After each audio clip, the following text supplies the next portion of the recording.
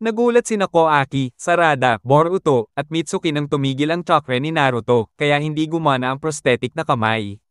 Pinaralisa ni Shikamaru si Koaki, pinagawa ni Tasuki ng barrier sa paligid ng bahay ng Uzumaki, at iniutos sa ibang shinobi na hanapin ang bakas ni Naruto at ng kalaban. Pagkatapos, pinakawalan niya si Koaki at tinanong kung ano ang nangyari. Gusto niyang iligtas si Naruto, kaya ipinaliwanag ni Koaki na bigla na lang lumitaw si Jigen matapos masaktan siya at gumawa ng kakaibang pattern na hindi niya nakita dati. Sinabi ni Shikamaru tungkol sa report ng Konoha Barrier Team at natukoy niya na space-time ninjutsu ang ginamit. Nagtaka si Sarada kung bakit dinala ni Jigen si Naruto kung si Koaki lang naman ang hinahanap niya, pero sinabi ni Shikamaru na dahil protektado siya ni Naruto. Napag-alaman nila na kung basta iniwan na lang ni Jigen si Naruto sa ibang dimensyon, anda na ito ngayon, kaya baka naglalaban sila o napatalsik ni Naruto si Jigen at wala na siyang paraan pabalik. Iminungkahi ni Boruto si Sasuke. Pero sinabi ni Shikamaru na bumalik si Sasuke na malubha ang sugat at inaalagaan ng Medic Corps. Hindi nila makukuha ang intel niya hanggat hindi siya nagigising. Tinanong ni Shikamaru kung may itinatago si Koaki dahil hindi niya ito kailanman pinagkatiwalaan at pinaghihinalaan siyang Kara spy. Sa pagkawala ni Naruto, responsibilidad na ni Shikamaru kung ano ang gagawin kay Koaki, kaya pinasya niyang ilagay siya sa house arrest hanggang mapatunayan na hindi siya spy. Sabi ni Boruto, grabe naman yan, pero pumayag si Koaki. Sa headquarters ng Kara, inaalagaan ni Amado si Jigen at sinabing aabot ng 10 araw bago ganap na mag-recharge ang chakra niya. Nagulat si Code na may nakatulong na umusad si Jigen ng ganito habang nanatiling tahimik si Delta.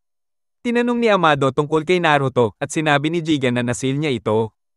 Inamin ni Jigen na na-excite siya sa progreso ng karma ni Koaki at parehong sumang-ayon sila ni Amado na ito ay dahil sa resonance kay Boruto.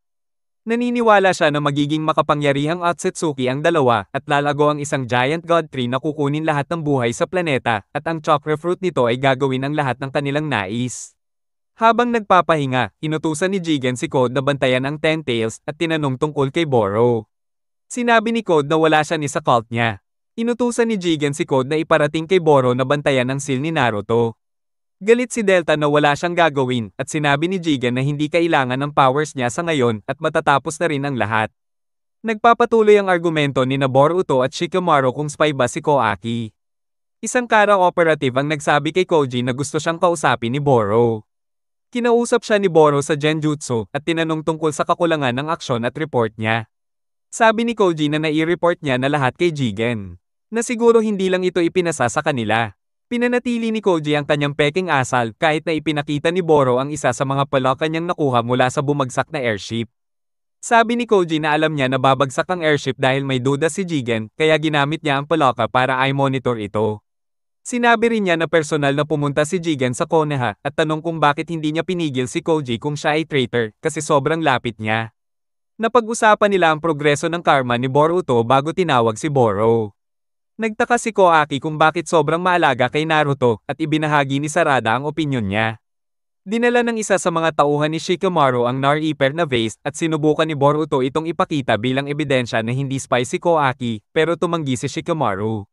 Muling gumana ang prosthetic na kamay ni Koaki, patunay na buhay si Naruto dahil sa chakra niya. Nang maramdaman ni Koaki ang chakra ni Naruto, humingi siya ng tulong kay Boruto at ginamit nila ang kanilang karma para gumawa ng portal tulad ng kay Jigen. Gusto ng mga bata na iligtas si Naruto pero pinara sila ni Shikamaru sa pamamagitan ng paralisadong jutsu. Inabsorb ni Koaki ang jutsu ni Shikamaru gamit ang kanyang karma at dinala ni Mitsuki ang dalawa sa portal. Bago umalis, sinabi ni Koaki kay Shikamaru na kukunin niya ang ebidensya para patunayan ang kanyang katapatan. Dumating sina Boruto, Sarada, Mitsuki, at Koaki sa ibang dimensyon. Habang naghahanap sila kay Jigen, tinawag sila ni Boro at nagkakilala sina Boro at Koaki. Ipinaliwanag ni Koaki kay Boruto na hindi siya si Jigen pero sa ibang paraan, mas masahol pa si Boro kaysa sa kanya. Stress si Shikamaru sa sobrang kaunti nilang alam tungkol sa kalaban at umaasang makakabalik ng ligtas ang mga bata. Napansin ni Boro na ang lugar ay maaabot lang gamit ang space-time ninjutsu at tinanong kung paano nakapasok si Koaki.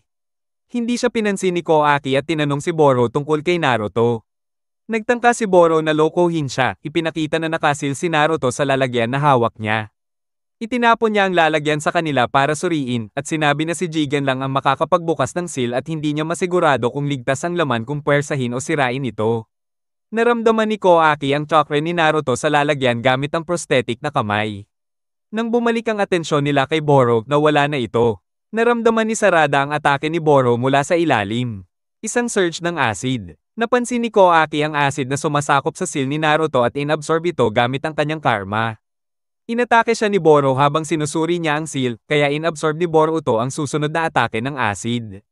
Kinumpirma ni Boro ang intel ni Delta tungkol kay Boruto na may karma, at sinampal siya ni Boruto sa pagiging duwag na umaatake lang mula sa malayo at nagtatago. Hinamon ni Boro si Boruto na lumapit kung hindi lang puro salita. Gumawa si Boro ng hand seals habang bumubulusok si Boruto. Kahit pinaalalahanan siya ni Sarada. Pinuntirya ni Boruto ang Rasengan kay Boro at tinulungan siya ni Koaki na ilipat sa daan para di matamaan ng sunod na acid attack. Laking gulat nila nang lumaki ang Rasengan ni Boruto nung hinawakan siya ni Koaki at nataman si Boro. Nag-regenerate si Boro na ikinagulat ng lahat. Gusto ni Koaki na saktan siya ng sobra para hindi makasabay ang regeneration niya. Napansin ni Sarada na muli siyang gumagawa ng hand seals. Tinamaan ni Koaki si Boro gamit ang kanyang modified arm na itinutulak siya at pinapahanda para sa Rasengan ni Boruto. Nahulog si Boruto sa lupa at biglang nahirapan ring gumalaw si Koaki. Sinampal sila ni Boro dahil sa pagiging pabaya nila. Napansin ni Koaki ang itim na ulap mula sa ninjutsu ni Boro pero hindi niya ito ma-absorb gamit ang karma. Tinulak siya ni Boro sa gilid. Inisip ni Sarada ang mga seals na ginagawa ni Boro at bakit hindi nila ma-absorb ang ulap habang nagawa nila ito sa mga atake niya dati. Tinawag ni Boro si Boruto na vessel ni Momoshiki at nagpasalamat na tinanggal niya ang limitasyon ng oras sa plano ng Kara. Inatake ni Mitsuki gamit ang wind release, tinulak si Boro sa gilid pero mabilis na bumalik ang ulap. Ipinagmamalaki ni Boro na ang ulap ay unti-unting sinisipsip ang katawan nila. Inatake ni Mitsuki gamit ang lightning snake na hinarang ni Boro gamit ang water release. Dumaan ang tunay na mga ahas sa paligid ng water wall at niyakap si Boro pero hinailan niya ito at itinapon si Mitsuki sa lupa.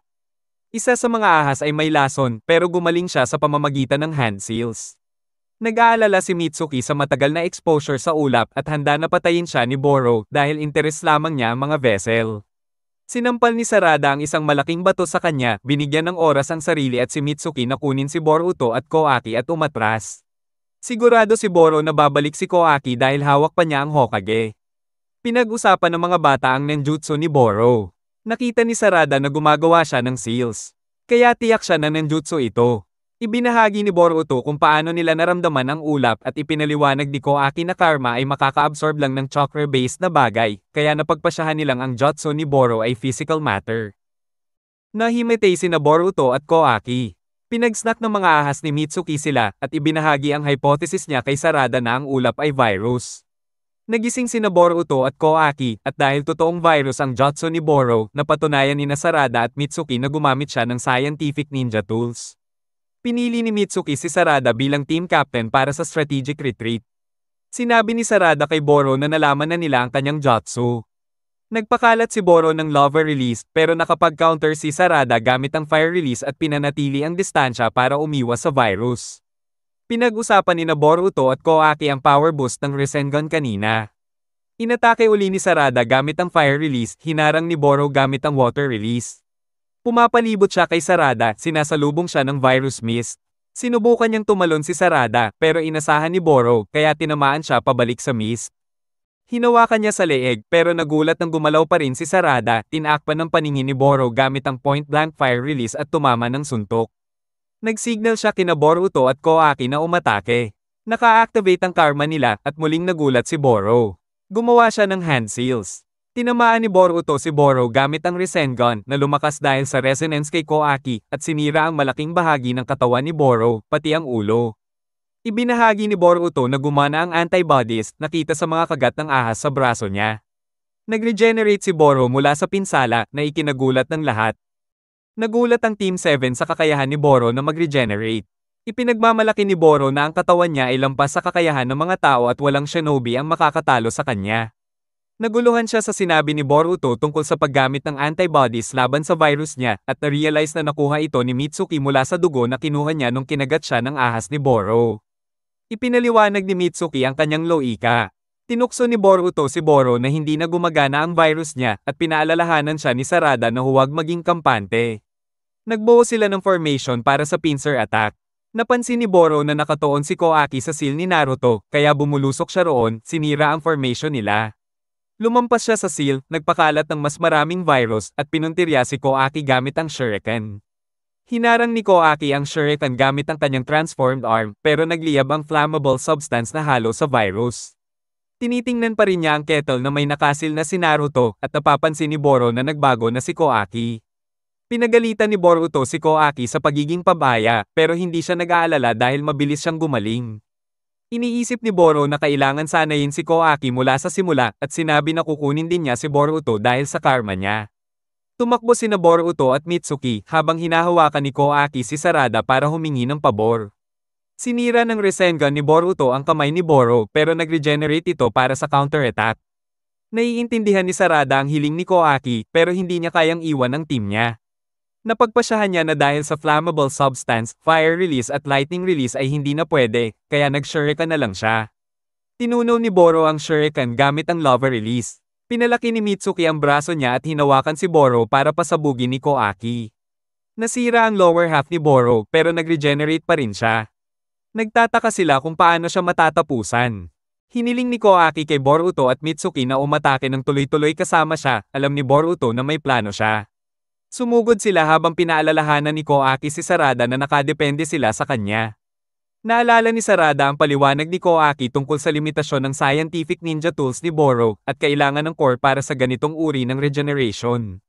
Pinagmamasdan ni Sarada si Boro gamit ang Sharingan, hinahanap ang posibleng core. Pinigil ni Mitsuki si Boro gamit ang ahas, pero nagpakalat ulit ng flammable substance si Boro at pinapaso ito. Nagtataka si Sarada kung paano may natitirang core kahit na nasira na ang maraming bahagi ng katawan niya. Nagpaputok si Boro ng flammable substance kay Mitsuki habang inaatake siya gamit ang lightning release. Gumawa siya ng seals bago tinamaan ng blast ni Koaki ang ulo ni Boro at napansin ni Sarada na may gumagalaw sa loob niya. Napansin uli niya ito nung tinamaan ulit ni Boruto si Boro gamit ang Rasengan. Naalala ni Boro ang intel ni Koji at plano niyang hulihin sina Boruto at Koaki. Alam ni Sarada kung nasaan ang core ni Boro pero hindi niya pwedeng sabihin sa iba nang hindi nalalaman ni Boro. Ginamit niya ang jutsu niya at natukoy na isa lang ang kasing bilis para tamaan bago mailipat ni Boro ang core. Inabsorb ni Koaki ang fire release ni Boro na patungo kay Mitsuki at naglabas ng sariling blast na naiiwasan ni Boro. Tinamaan ng susunod na atake ni Boro, pareho silang dalawa. Nag-aalala si Sarada na baka mali ang pagbabasa niya sa galaw ni Boro at maiiwan siyang bukas. At hindi pa niya nagamit ito sa labanan pero sinimulan niya ang Chidori. Napansin ni Boruto si Sarada at ginamit ang smoke bombs para sa Rus gamit ang vanishing Rasengan na sinira ang braso ni Boro. Tinama ng Chidori ni Sarada ang target na gusto niya. Ipinaliwanag ni Mitsuki kay Koaki kung paano gamitin ang Chidori. Nasira ni Sarada ang core ni Boro. Nagka-hysteria ang scientific ninja tools ni Boro, lumaki at nagwala. Dahil hindi na makalaban si Boro, lumipat sila para iligtas si Naruto. Ipinayo ni Koaki kay Boruto na gamitin ang karma para i-gate ang espasyo sa loob ng seal kung saan sila naroroon, parang pagdating nila sa dimensyon. Nakalabas nila si Naruto mula sa seal. Nag-aalala sila dahil walang malay si Naruto pero ipinakita ni Koaki na gumagana pa rin ang prosthetic hand niya, kaya ayos lang siya. Na-knockout si Mitsuki dahil sa bagong lumaking giant tentacles ni Boro. Sinubukan nilang kontra-atake, pero sobrang lakas ng atake ni Boro na nag-knockout kay Koaki at nagpahina kay Sarada. Nagsimulang suntukin pababa si Boro kay Boruto. Biglang hindi na nasa lupa si Boruto, kundi lumulutang sa ere, sinapian ni Momoshiki at nagsalita gamit ang boses niya, tinatawag si Boro na mahinang nilalang.